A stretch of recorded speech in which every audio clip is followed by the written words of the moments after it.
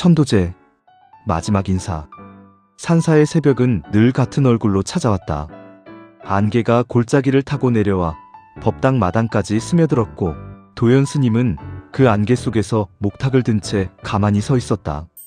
오늘은 특별한 천도제가 있는 날이었다.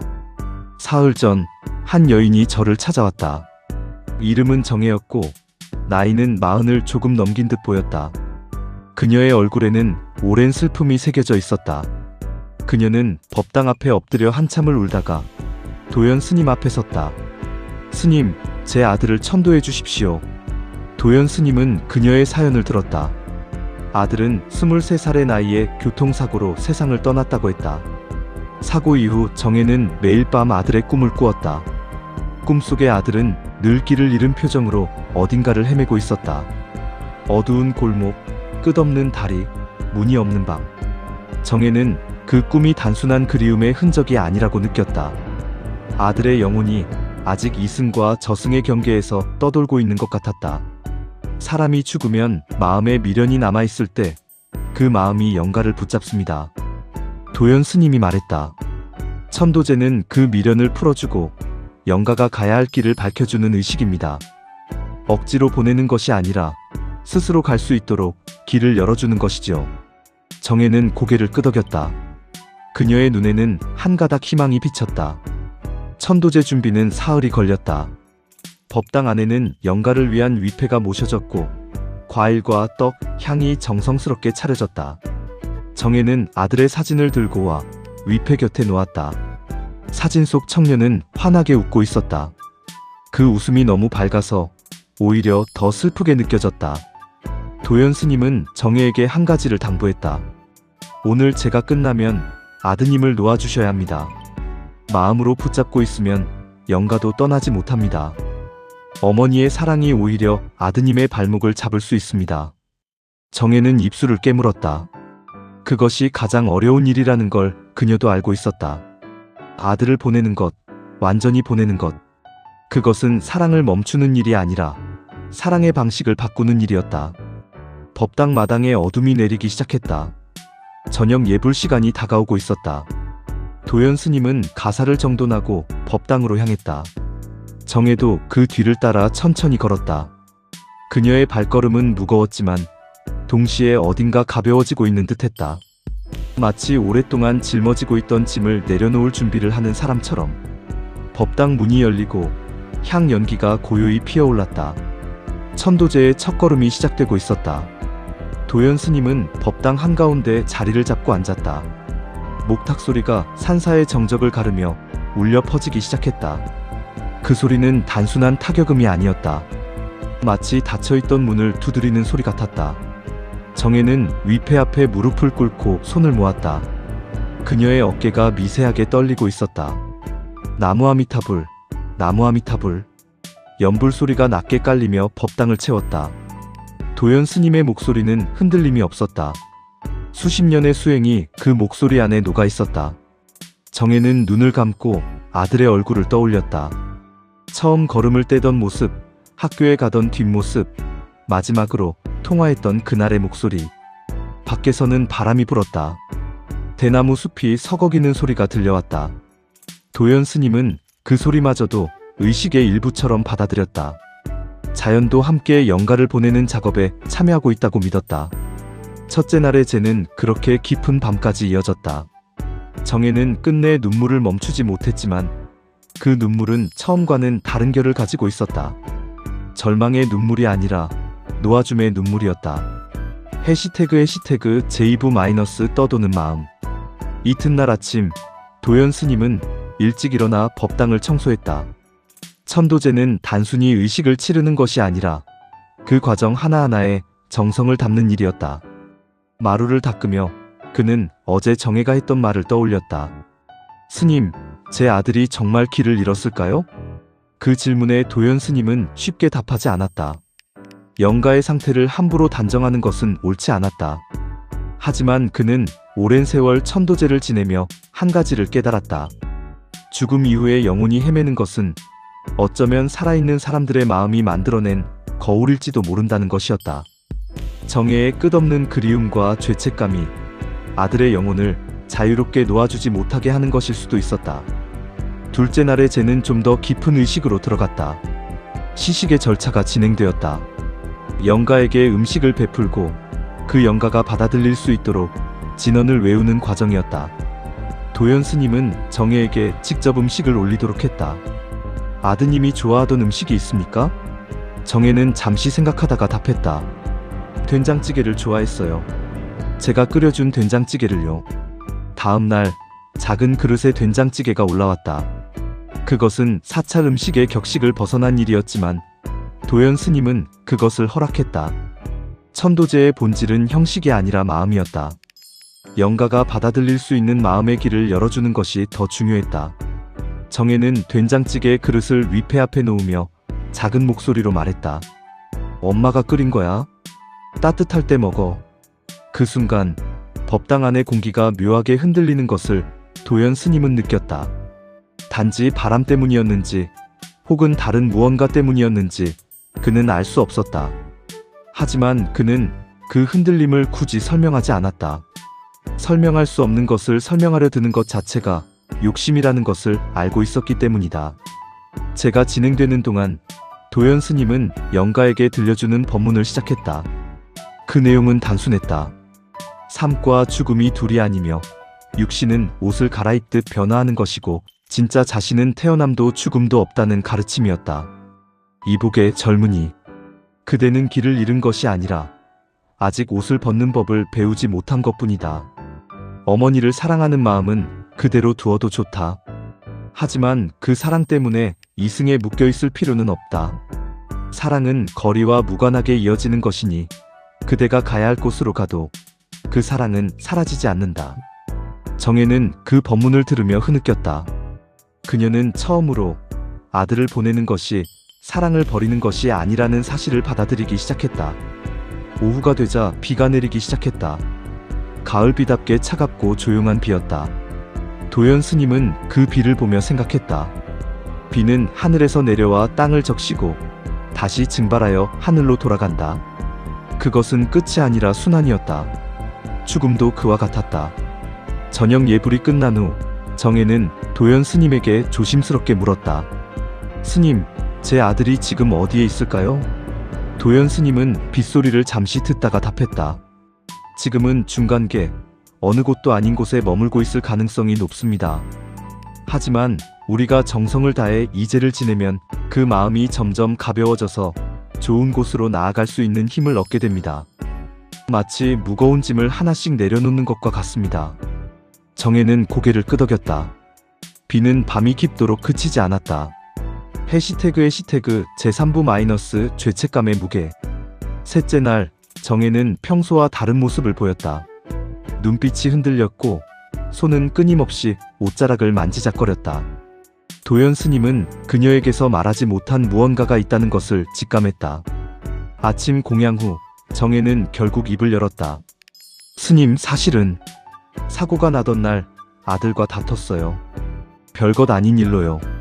아들이 늦게 들어온다고 화를 냈고 아들은 짜증을 내며 집을 나갔어요. 그게 마지막이었어요. 저는 그날 이후로 단 하루도 그 일을 잊지 못했어요. 그녀의 목소리는 떨리고 있었다. 제가 그 애를 보낸 거예요. 제가 화를 내지 않았더라면 그 애는 그렇게 급하게 차를 몰지 않았을 거예요. 도연 스님은 잠시 침묵했다. 죄책감은 천도제를 막는 가장 큰 장애물 중 하나였다. 영가를 붙잡는 것은 살아있는 자의 슬픔만이 아니라 살아있는 자의 자책일 때가 많았다. 정혜님, 도연 스님이 조용히 말했다. 어머니와 자식 사이에 다툼이 없었던 적이 있었습니까? 그것은 사랑의 한 모습일 뿐입니다. 화를 냈다는 것은 그만큼 마음을 쓰고 있었다는 뜻입니다. 무관심한 사람은 화조차 내지 않습니다. 하지만 사고는 인연과 인연이 만나 일어난 일입니다. 그날의 다툼이 사고를 만든 것이 아니라 그날 그 길을 지나던 모든 인연이 겹쳐서 일어난 일입니다. 어머니가 짊어질 죄가 아닙니다. 그 죄책감을 내려놓지 못하면 아드님도 그 죄책감의 무게를 느끼고 떠나지 못할 수 있습니다. 정혜는 한참을 울었다. 그것은 그동안 쌓아온 모든 감정이 한꺼번에 터져나오는 울음이었다. 도연 스님은 그녀가 다 울 때까지 가만히 기다렸다. 말로 위로하는 것보다 그저 곁에서 기다려주는 것이 더 큰 위로가 될 때가 있었다. 그날의 제는 참회의 의식으로 채워졌다. 정혜는 위패 앞에서 직접 참회문을 읽었다. 도연 스님이 미리 정혜와 함께 작성한 글이었다. 아들아, 엄마가 미안하다. 그날 화를 낸 것이 미안한 게 아니라 그 후로 단 한 번도 너를 자유롭게 놓아주지 못한 것이 미안하다. 너는 이제 가도 된다. 엄마의 사랑은 네가 어디에 있든 변하지 않을 거야. 그러니 더는 머물지 말고 네가 가야 할 곳으로 가렴. 법당 안에 정혜의 목소리가 울려 퍼졌다. 도연 스님은 목탁을 두드리며 천천히 진언을 외웠다. 그 소리는 마치 길을 비추는 등불처럼 느껴졌다. 저녁이 되자 신기하게도 정혜의 표정이 한결 편안해 보였다. 그녀는 도연 스님에게 말했다. 오늘 처음으로 마음이 조금 가벼워진 것 같아요. 도연 스님은 미소를 지었다. 그것이 바로 천도제의 의미입니다. 영가를 보내는 일이지만 동시에 산 사람의 마음도 함께 정화되는 일입니다. 둘은 서로 떨어져 있지 않습니다. 해시태그 제사부 빛이 비치는 길. 넷째 날, 천도제는 본격적인 일로왕 의식으로 들어갔다. 일로왕은 영가를 좋은 곳으로 인도하는 보살로, 이 의식은 영가가 가야 할 길을 구체적으로 밝혀주는 절차였다. 도연 스님은 법당 앞에 작은 등을 여러 개 밝혔다. 그 불빛이 어둠 속에서 길을 만들어내는 것처럼 보였다. 오늘은 아드님이 갈 길을 함께 그려보는 시간입니다. 도연 스님이 정혜에게 말했다. 마음속으로 아드님이 환하고 따뜻한 곳으로 걸어가는 모습을 그려보십시오. 어머니의 마음이 그 길을 밝히는 등불이 될 수 있습니다. 정혜는 눈을 감고 가만히 앉았다. 처음에는 어두운 골목에서 헤매는 아들의 모습만 떠올랐다. 하지만 도연 스님의 연불 소리를 들으며 그녀는 천천히 다른 장면을 그려보려 애썼다. 아들이 환한 빛 속으로 걸어가는 모습, 누군가 따뜻하게 맞아주는 모습. 쉽지 않았다. 슬픔은 자꾸 어두운 이미지로 그녀를 끌어당겼다. 하지만 그녀는 포기하지 않았다. 아들을 위해서 이번에는 어머니가 강해져야 했다. 도연 스님은 법문을 이어갔다. 젊은이여, 이제 그대 앞에 길이 열렸다. 어머니의 사랑이 그대를 붙잡는 것이 아니라 그대를 배웅하고 있다. 두려워하지 말고 앞으로 나아가라. 그대가 지은 선업과 어머니가 오늘 이 자리에서 쌓은 정성이 그대의 길을 밝혀줄 것이다. 법당 안의 향 연기가 위로 곱게 피어올랐다. 바람이 없는데도 연기가 일정한 방향으로 흘러가는 것이 신기했다. 정혜는 그 모습을 보며 묘한 안도감을 느꼈다. 밤이 깊어지자 도연 스님은 정혜에게 특별한 의식을 제안했다.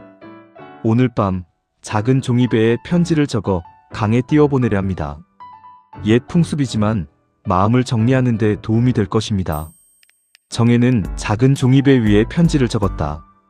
아들아, 엄마는 이제 너를 보낼 준비가 되었어. 네가 가는 길에 빛이 가득하길 바라. 우리가 다시 만날 그날까지 엄마는 잘 살아갈게. 너를 영원히 사랑해. 두 사람은 절 아래 작은 계곡으로 내려갔다. 도연 스님이 등불을 밝혀 종이배에 불을 옮겨주었다. 정혜는 떨리는 손으로 종이배를 물 위에 띄웠다. 작은 불빛이 어두운 물길을 따라 천천히 흘러갔다. 잘 가, 아들아. 그녀의 목소리는 슬픔이 아니라 평온함을 담고 있었다. 종이배의 불빛이 점점 멀어지다가 마침내 어둠 속으로 사라졌다. 정혜는 그 순간 가슴속 깊이 박혀있던 무거운 돌 하나가 빠져나가는 것을 느꼈다. 도연 스님은 그녀의 옆에 조용히 서서 합장했다. 산사의 밤은 고요했고 별빛이 유난히 밝게 빛나고 있었다. 해시태그 제오브 회향. 마지막 날 천도제의 회향 의식이 진행되었다.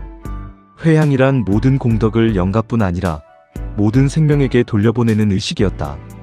도연 스님은 법당에 가득한 신도들과 함께 마지막 독경을 시작했다. 이 제의 공덕이 영가에게만 머물지 않고 법계의 모든 중생에게 회향되기를 바랍니다. 정혜는 그동안과는 다른 표정으로 법당에 앉아 있었다. 슬픔이 완전히 사라진 것은 아니었지만 그 슬픔은 더 이상 그녀를 짓누르지 않았다. 오히려 그것은 받아들임과 함께 평온하게 자리 잡고 있었다. 도연 스님은 마지막 법문을 시작했다. 오늘로써 닷새간의 천도제를 마칩니다. 이 제가 아드님을 완전히 좋은 곳으로 인도했는지 우리는 눈으로 확인할 수 없습니다. 하지만 분명한 것은 이 닷새 동안 어머니의 마음이 변화했다는 사실입니다. 슬픔에서 받아들임으로, 죄책감에서 용서로, 붙잡음에서 놓아줌으로, 그 변화 자체가 가장 큰 공덕입니다. 정혜는 고개를 숙였다. 눈물이 다시 흘렀지만 그것은 이전의 눈물과는 분명히 다른 것이었다.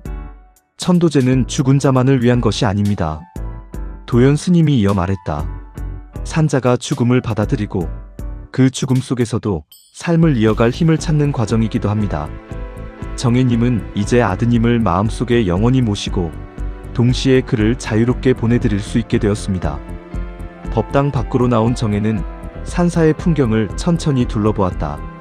안개는 사라지고 맑은 가을 햇살이 마당 가득 내려앉아 있었다. 단풍이 붉게 물든 나무들이 바람에 흔들렸다. 스님 감사합니다. 정혜가 말했다. 이제야 아들을 진짜로 보내줄 수 있을 것 같아요. 그리고 저도 다시 살아갈 수 있을 것 같아요. 도연 스님은 합장하며 답했다.